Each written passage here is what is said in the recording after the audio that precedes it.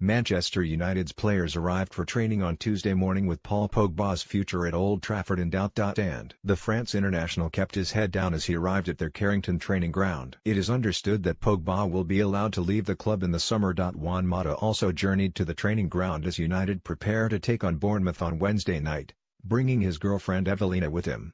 Mourinho, who had a stern expression on his face as he arrived, has decided he is willing to let the £89 million midfielder leave in the summer.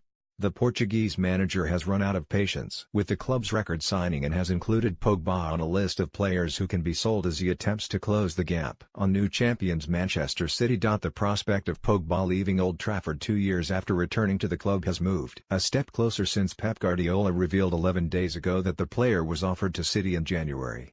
Pogba's relationship with Mourinho has deteriorated rapidly this season and the 25-year-old was substituted again in Sunday's home defeat by West Brom. The Frenchman has been left on the bench or taken off in 7 of his last 11 games. It is not what United envisaged after resigning their former academy player from Juventus in the summer of 2016.